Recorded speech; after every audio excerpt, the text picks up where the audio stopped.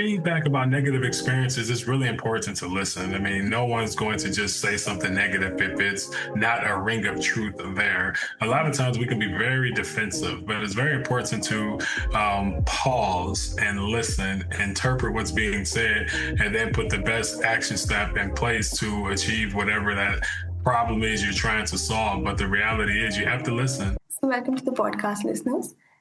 Equity just isn't a goal, it's daily commitment.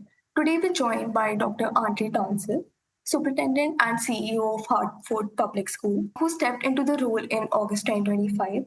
A proud graduate of Harvard University and a former teacher, coach, and a district leader, Dr. Dantel brings a student centered approach that puts equity, joy, and community partnership at the heart of learning. From leading high performing districts like Michigan to Maryland to shaping Hartford's next chapter, his work reflects a simple belief that is set the bar, meet the bar, exceed the bar, and raise the bar. Welcome to the podcast, Dr. Andraé. How are you doing today? I'm doing very well. Thank you. Perfect. So, we are really excited about this podcast. So, I would love to understand a little about your journey before we start this podcast. So, you started your career as a teacher and a coach. What was it that first drew you into education? And are those early motivations still what drive you to your leadership today? Oh, thank you. So what drove me to the field of education was when I was in high school, I had some very important individuals that came into my life, from counselors to coaches to physical education teachers, who really changed the trajectory of my future. Because while I was a young person struggling with adverse childhood experiences, these individuals ensured that I did not slip through the crack. And ultimately, being a student athlete in high school, because of the influence of these adults that worked in schools, my life changed. I was able to go to Howard University on a football scholarship, and ultimately earning my bachelor's, master's, and doctoral degree in the process.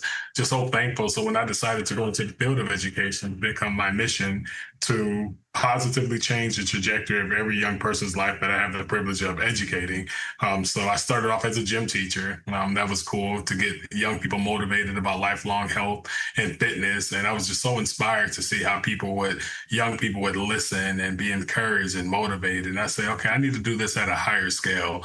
So I climbed up the educational ladder and ultimately become a superintendent. It's the best decision I ever made in my life. So I think I'm hearing that early mentorship or like good mentors in your life really helped you get to where you are today. So that was incredible. So you've served in nearly every role from a classroom teacher to a superintendent. So what experiences most shaped how you view equity and student success today? I say everything is about fairness. That's why I love sport. Either you can play or you cannot. But at the end of the day, when you all get on that field or in that court, it's about skill and character and all of those things. And I think that's what it is in education. It's about being fair with the process and giving every young person an equal opportunity to be successful. Now, young people come to the schoolhouse with different life experiences from home, but in the school, you only can control what you can control. But that's why it's also important for school systems to invest in social and emotional supports and behavioral supports for young people, to give those wraparound services to ensure while that young person is in the schoolhouse, they have an equal opportunity to be successful. But either you can read, write, or not. Either you can do mathematics or not. And that's what I love about it. It's mastery of skill. That sounds amazing. So you've led in very different communities. What are the common lessons that you carry with you about schools and what they need the most to thrive? The common lesson I learned about school leadership and education in general is that people want the best for kids. That's not only the educators, but also those young people's parents. So one thing that's common across every opportunity I had the privilege of working is that parents want the best for their kids, and they advocate in many different ways. The most important thing to do is lean in and listen, and then respond to the needs that they have.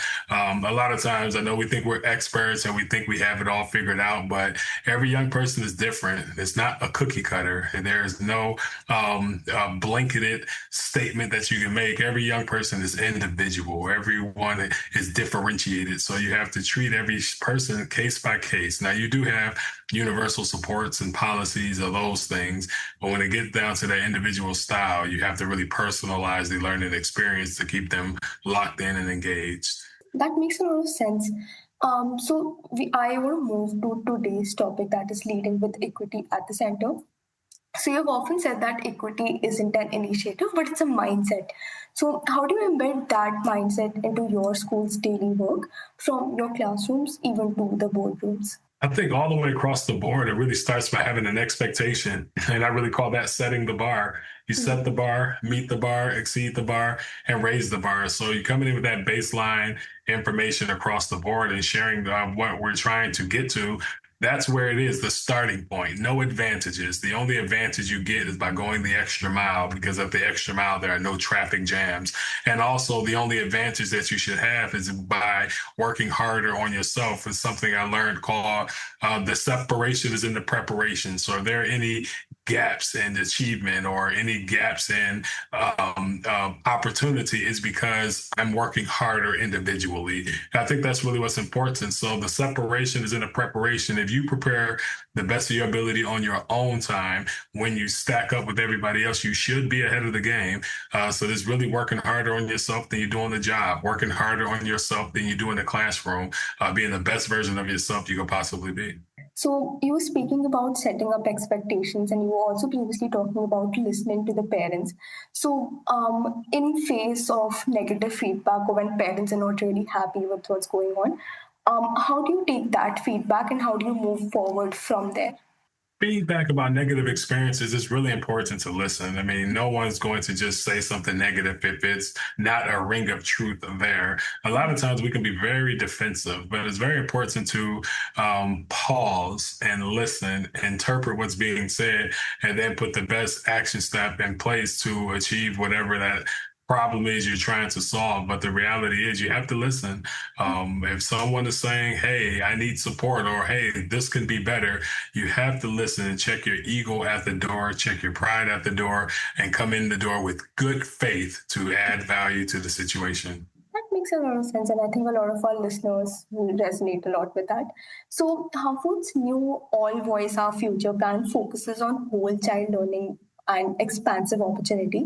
So, how are you bringing those ideas to life across such a diverse district? Yeah, it's like you say, it's really looking at the whole child. I think when you talk about young people, I think they fall into every category. I call it the triple A's: academics, athletics, and the arts. And the goal is to have multiple opportunities for young people to go into our global society with many different options, whether it's going the college pathway, going down the career pathway, going into our military system, or, just options. So the goal is to make sure you have programming in place where every young person feel a sense of belonging. That is so important. When you talk about the whole child, the very first thing, they have to feel like, I belong here. And if they belong there, then they can absolutely thrive there. That makes a lot of sense. What does it look like in practice to build systems where every child, regardless of their background or their zip code, feels seen, supported, and just a little challenged when they need to be? Yeah, it should be a process of multi-tiered systems of support. When you think of your struggling young people and your young people that are performing at the high levels, looking at that universal population, are your practices so effective that the universal population, or 75 to 80% of your young people, are doing exactly what you want to do? And if not, then the next 15% of young people, what kind of targeted support do you have for them? And the young people who really fall outside of those guidelines, looking at very intensive levels of support. So going down the multi-tiered system of support route is the practice that you need, because you can break that up into academic, behavioral, or social and emotional. And the goal is to ensure that your universal practice is second to none in that building or in that community, and everything else will take care of itself. So, since you're talking about such a holistic support system for students, I would love to know from you, what is it exactly that you do to take care of your mental health and also your teachers' mental health when it comes to it? Thank you. I know in my previous school district, I had the opportunity to purchase the Calm app for all of our teachers, just as a way of being centered in mindfulness and doing their breathing, because we can all get burned out. Personally, I do listen to a lot of relaxation sounds, as well as every morning waking up and working out by running 4 to 5 miles a day. The goal is to work harder on yourself than you do on the job. If I'm not well and sick and not feeling to my best, how can I be an educator? Everything starts with your health, and we all hear that health is wealth. So if you should walk around the block every day for your good health and you don't do it, that's a recipe for disaster. If you should eat an apple a day and you don't do it, recipe for disaster. You should do it, you could do it, you didn't do it, recipe for disaster. If you want to be successful, if you should do it and you could do it, you have to do it. That is incredible. So moving a little further away from the main topic right now, I would love to know what advice would you have for someone who's just starting out in any career. I see you focus a lot on health and you focus a lot on exercising and working out. So what advice would you have for someone who's just starting out or like just fixing a schedule for themselves but just not able to stick to that? I think my advice for anybody starting out is just being very serious and definite with what it is you're trying to achieve and accomplish.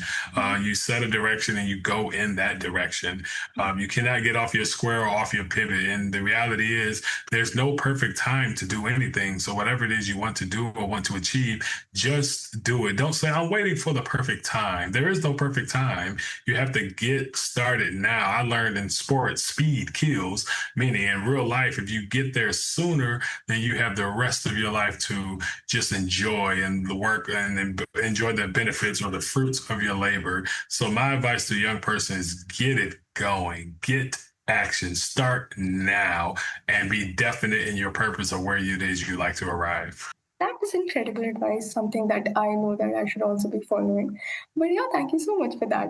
So moving on to a hot, trendy topic, that is AI nowadays. So Hartford has emphasized on innovation and digital access. So how are you thinking about responsible technology use and even AI as tool for equity and engagement?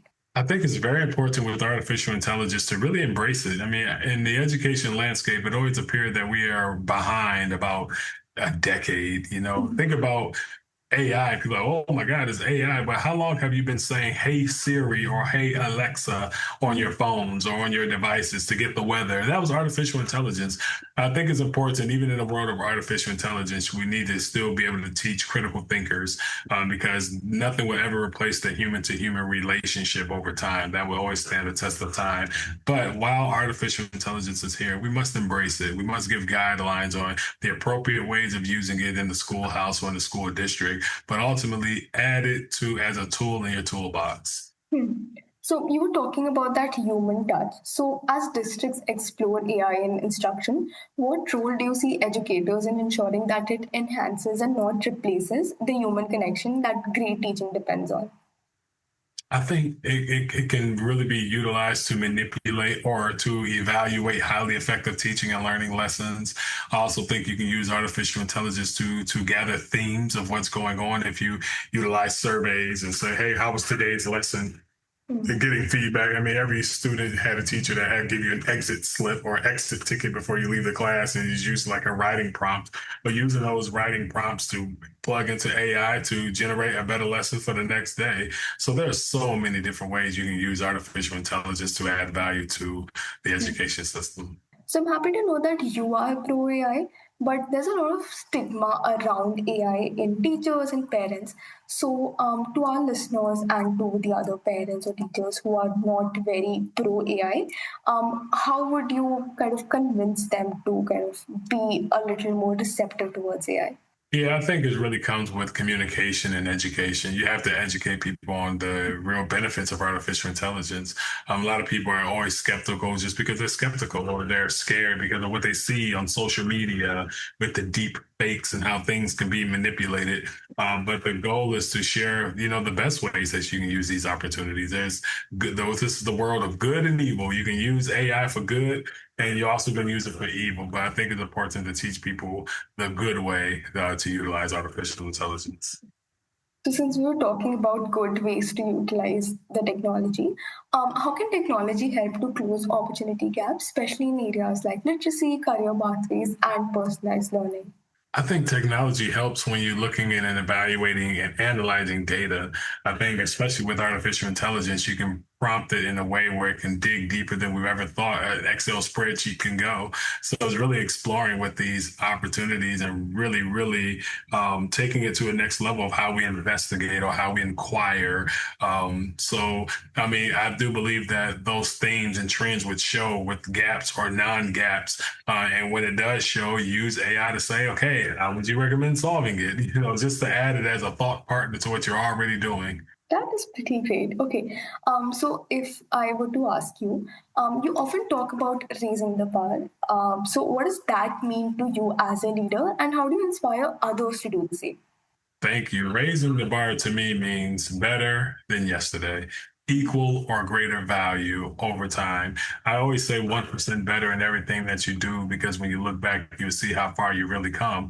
So it's very important. When I say raise the bar, it means I'm better today than I was yesterday, and I'm going to be better tomorrow than I am today. So it's always in a constant mindset of getting better. That is lovely. But I would love to know, sometimes that will also lead to a lot of perfectionism, and that could also lead to a lot of procrastination because there's just so much fear that you need to get something so perfect that you just end up never doing it. So, for someone like that, what would you have to say to them?